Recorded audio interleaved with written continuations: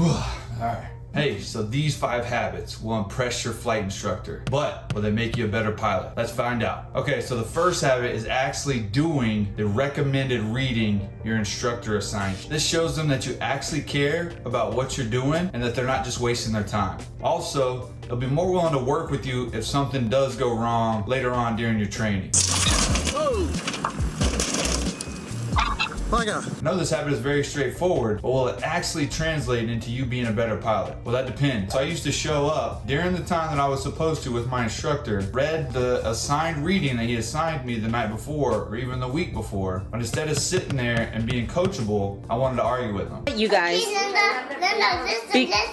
listen, Linda. I wanted to argue with him about different points that I had read, about different videos that I had seen about the topic that we were discussing, instead of being coachable. He would then have to waste 30 minutes to explain to me why I was wrong. 2 hours later. However, if I would have just been willing to accept his instruction, my private pilot license would have gone a lot smoother and a lot quicker. And I wholeheartedly agree that I would have got my private pilot license in less than 5 months. This type of egotistical behavior delayed my training and made me a less effective pilot. So how do you use this habit to become a better pilot?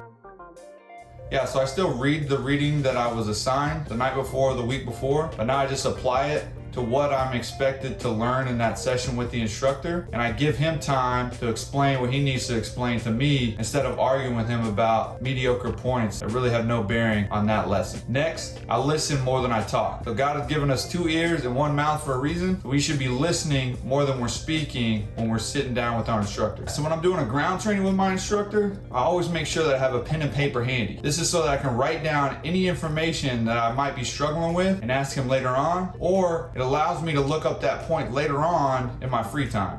This type of humility of thought has definitely made me a better pilot, and I highly recommend you adopt this type of humility moving forward as a student pilot. Yeah, so the second habit is focusing on checklists.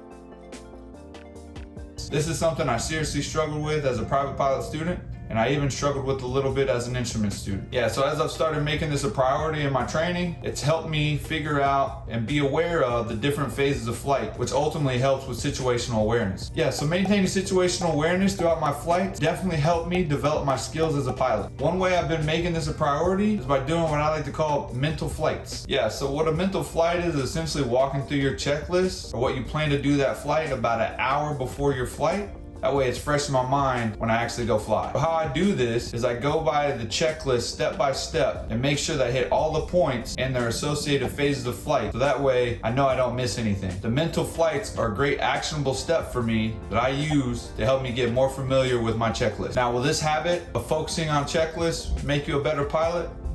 Absolutely. Now on to the third habit, which is releasing that death grip of the yoke. I used to grab the yoke so freaking hard that my instructor felt like I was gonna break it. Like, no joke. They told me that on numerous occasions. So I know my fear of heights played a role in why I used to grab the yoke so hard. And it wasn't until I stopped doing this that I became way more comfortable in the air. Yeah, so how did I do it? Well, the first thing I did was I had to fully trust my instructor. Yeah, I had to believe that no matter what stupid thing I did in the air, that my instructor was trained to handle it and that I was in good hands. Yeah, and the second more practical thing was I started imagining instead of holding a yoke, I was holding someone's hand. Now I know it sounds weird and kind of sketch, but trust me, it worked. Yeah, and this image of holding someone's hand was a huge help for me to overcome this bad habit, I guess you could say, or this hurdle of having a death grip on the yoke, and hopefully it'll help you as well. Yeah, so let's move on to the fourth habit, which is leaving your heels on the floor. Now check this out. I failed my private pilot check ride because of this. Yeah, so I was coming in for a short final during my check ride, and as soon as we touched down, I accidentally tapped the brakes because my heels weren't on the floor, and my instructor said that's why he failed me. I'd gotten in the habit over the course of my private pilot training to just kind of rest my feet on the pedals rather than resting my heels and my feet on the ground and just kind of putting the brakes in